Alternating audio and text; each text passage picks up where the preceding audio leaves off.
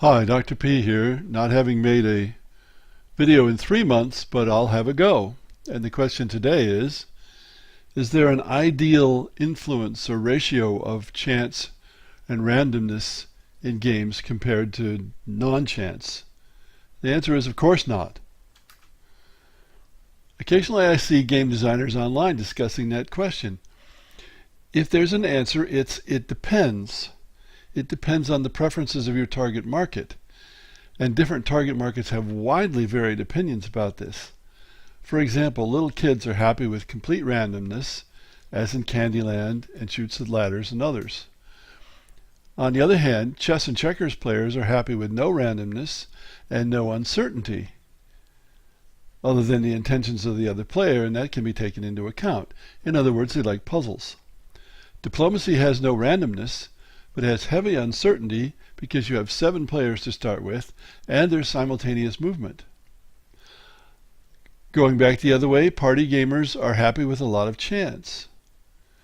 Casual video gamers are okay with chance, but many hardcore players want their athletic skills to be the only determiner of success.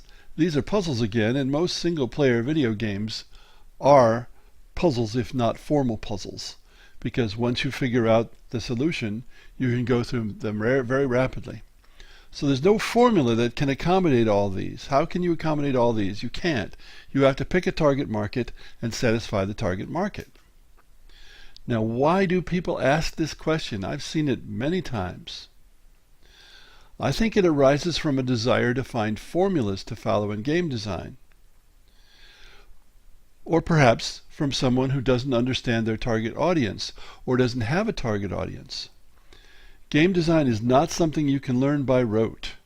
You can't do step A, do step B, do step C, do step D, and so on, and get there.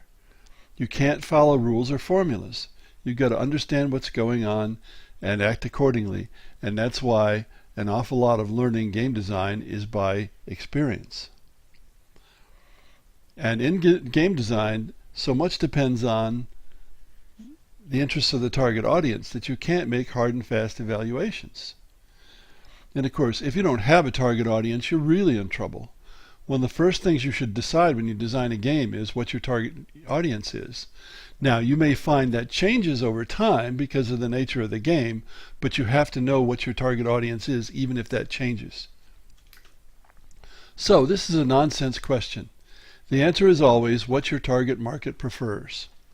Thanks for listening.